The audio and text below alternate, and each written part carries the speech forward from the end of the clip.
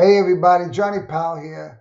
Thanks for tuning into this video. I hope you're enjoying them. If you are, please feel free to like, comment, share, whatever the case may be. Hopefully you're getting blessed by them. They're encouraging you, and maybe they can encourage somebody else to become the person that God created you to be, not the person that the world taught us to be. Today I'm going to talk about a topic we could all relate to. It's an emotion that we all have, and it's the emotion of anger. I titled this video, The Raging Bull. Now, when it comes to anger, anger is an emotion no different than love. And the emotion of anger is not a sin in of itself, just like the emotion of love is not a sin in of itself. But how we deal with these emotions, we can love somebody, we can lust somebody. When we lust them, we're taking that love, we're going into sinful territory. We can have anger issues. But when that anger turns to rage, we're going into sinful territory. Um, Leighton Ford is a Canadian evangelist who worked with Billy Graham Evangelistic Association, and he founded the Leighton Ford Ministries. Leighton Ford said, "The wars that rage within the world are a reflection of the wars that rage inside of people." We all have wars raging inside of us, and all these emotions, all these pent up feelings, all this pent up anger basically lashes out towards other people. And the higher you are on that totem pole, if you're a world leader, it's going to lash out. The fact of the matter is, we are all hurting people for some reason or for some way or another. And hurting people will always hurt people. Um, we're all going to get angry from time to time. The Apostle Paul writes in his letter to the Ephesians, in Ephesians chapter 4, "In your anger, do not sin. Do not let the sun go down while you're angry." So he's acknowledging that we're going to get angry from time to time. But what does he mean, do not let the sun go down while you're angry? Well, if we start to sleep on it and we think about it and we let time go by, you know what's going to happen to that anger? It's going to fester in our heart. It's going to take root in our hearts. And eventually we're going to begin to justify our feelings of why we're angry. Our pride is going to kick in, and it's going to keep us from trying to get a resolution or to make peace with whatever we're angry about. And eventually that anger is going to take us to a level to where our emotions may get out of control and we act out physically, fist fight, or do something worse as a result of that rage that takes over in our lives. My father had a lot of resentments in life. Okay. I don't know too much about him. My parents divorced when I was 3. I never had a real relationship with him, but through his sisters and stories from my mother and other people that knew him, I was able to piece a little bit together about him to try to make a synopsis. He was the youngest of 4 sisters. He was the only boy, and his father died when he was 2 years old. So he was basically raised by a single mother and 3 older sisters, and he never had a positive male role model in his life. And I think he overcompensated for that, growing up in the 40s and the 50s, where, man had to be a man, you had to be hard, you had to be tough. And he overcompensated for that by getting into fights, drinking, and doing things that men were supposed to do.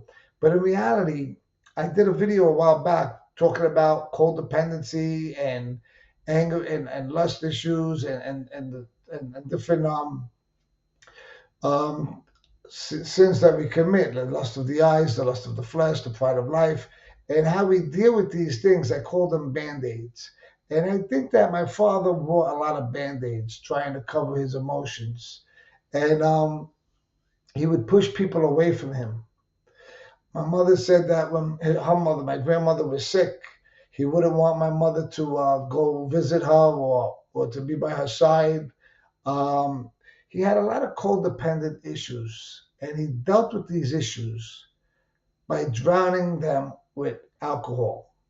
Okay? He had resentment issues. He had rejection issues. He had insecurities. He had all these different things going on as a result of losing his father at a young age.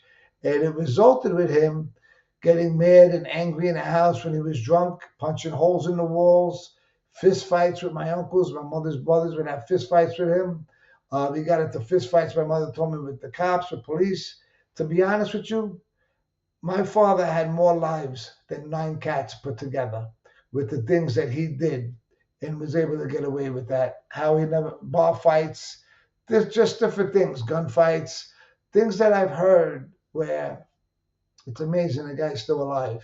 But, he grew up, like I says, with 3 women, older sisters, plus his mother, 4 women. He had no positive male role model. He had nobody to really teach him how to be a man, to really be able to be confident in who he was and who himself.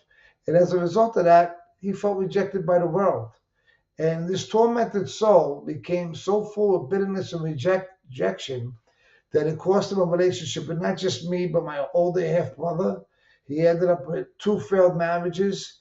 And it basically worked its way through his life with a non positive way. When anger is not controlled, it can erupt like a volcano. And when that eruption comes and that rage comes, nobody within that person's path is safe from the fury that's going to happen. And like I said, my father's fury and the anger and being arrested and so many different things was no exception. And when that happens, it leads to physical altercations. Okay, my father had a lot of fights. Domestic violence. My father and my mother, there was a lot of domestic violence. And sometimes, in a worst case scenario, it could lead to murder. Now, my father never murdered someone, and to God's grace, nobody ever killed him. But from stories I heard, he had more lives than 9 cats put together. Now, the Bible tells us a story about Cain and Abel. They were 2 sons of many children of Adam and Eve. And the story of Cain and Abel in chapter 4 is the story of the first murder. Now, Abel was a shepherd who kept flocks and animals.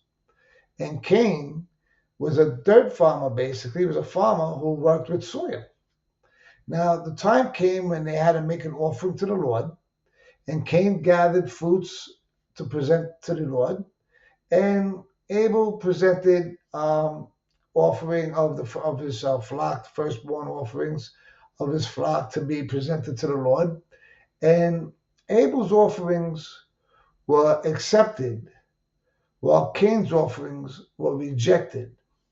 Now, we don't know for sure what it was about Cain's offering that was rejected, but I personally think, it's my opinion, that maybe Cain, being the older brother, and feel maybe Abel was inferior to him. I think it may have been a prideful heart. There was something that had to be wrong with Cain's heart for God to reject him. I think it might have been pride. Now, like I said, Cain may have felt superior to his younger brother, and the fact that his younger brother's offering was accepted and his wasn't infuriated him. He was furious. And this anger that he had was starting to turn to rage. So the Lord saw what was going on in this man's heart. And God confronted him. And God told him and tried to encourage him to change his attitude. It says in Genesis chapter 4, verses 6 to 7, the Lord said to Cain, "Why are you angry? Why is your face so downcast?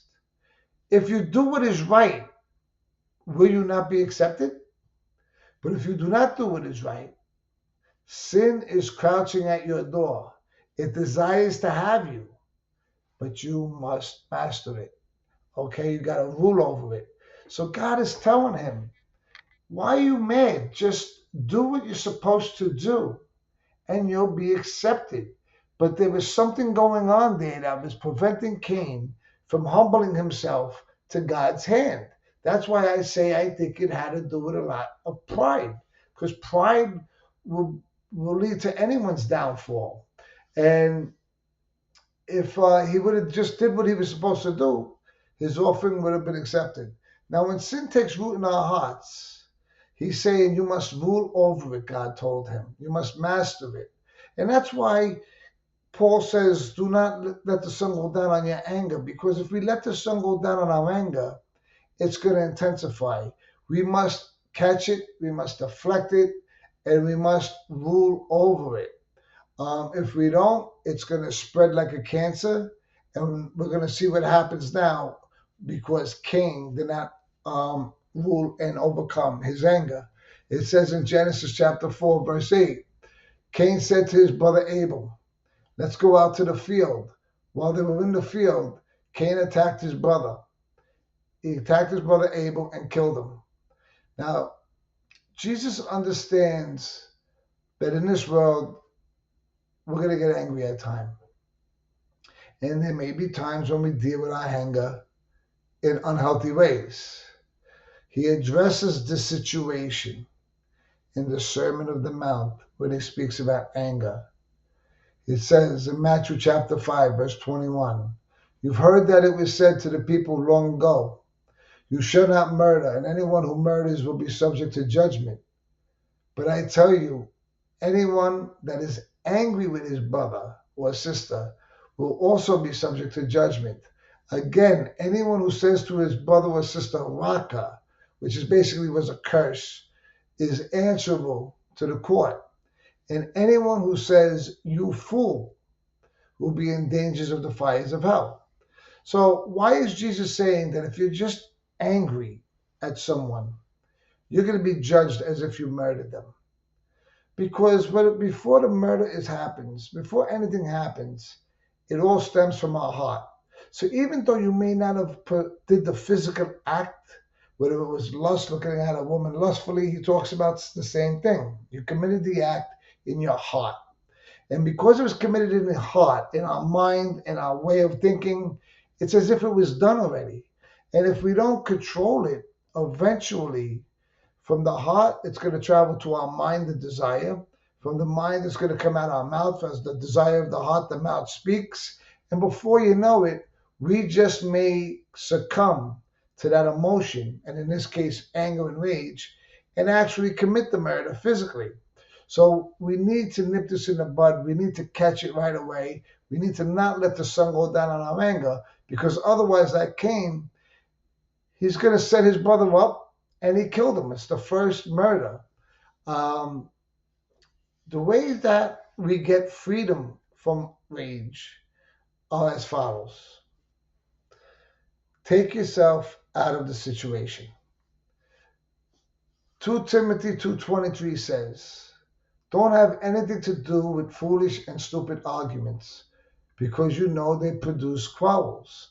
And the Lord's servant must not be quarrelsome, but must be kind to everyone, able to teach and not be resentful. So if you see you're going into territory of a foolish argument or a stupid argument because somebody's foolish, when you start succumbing to it, you become more foolish than they are, because at that point, nobody knows who the fool is. Take yourself out of it. You don't need to always win every battle, win every argument. Pick and choose. Okay, when you're in a heated moment and losing control, or you resist and you can't resist the urge to, let's say, prove your point, take yourself out of the situation. Allow time for cooler heads to prevail. And then move forward, because, the Bible also says, don't argue with a fool lest you become a fool yourself. Think before you act. It says in Proverbs 29:11, fools give full vent to their rage, but the wise bring calm to the end. A fool gives full vent. When a fool is angry, he lets everybody know it. He lets everybody know what's on his heart, what's on his mind. You can basically read his actions. Okay? But a calm person, okay, a wise person brings calmness. A wise person brings an olive branch. A wise person knows, let cooler heads prevail, not to take action into their own hands, not to let rage take over and let things get out of control. Because when that happens, like I just said, foolish things, we're going to do foolish things. And if you see a discussion turning into an argument, think before you act. Consider how to de-escalate the argument, not how to create the situation to get worse and worse. If need be, call a friend. It says in Proverbs 12:15, the way of a fool is right in his own eyes, but a wise man listens to advice.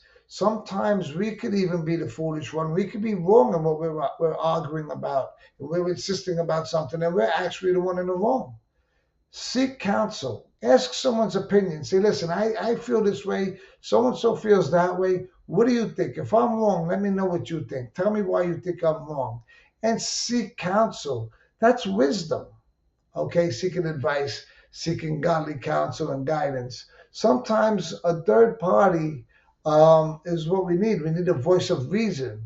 So call someone you trust when you need to vent or you're frustrated, and allow them to give you suggestions on how to possibly deal with the situation positively, or even be willing to correct you if you're in the wrong. Finally, I know this is going to be a tough thing for a lot of people to do, because when we're angry, we want to just act, we want to just do what we want to do, and we want to just vent and let it all come out like that volcano. But pray for strength. Prayer is the most powerful tool for becoming the person that God created you to be. Pray for God to give you the strength to destroy that anger that's raging within you. And before you know it, God will deliver you from it. Because if you don't, that anger that's consuming you will eventually destroy you. You know, we all have had situations when we become enraged or angry with someone, where maybe we had thoughts of hurting someone, or maybe we physically did hurt someone. We're all guilty of it, because we're all guilty of being human. Applying these steps when we're angry will help us to follow Paul's instructions to when we're angry, we do not sin, and not letting the sun go down on our anger. Master it, rule over it, and allow the Holy Spirit to transform you and sanctify you into that new creation. Thank you for tuning in. God bless you.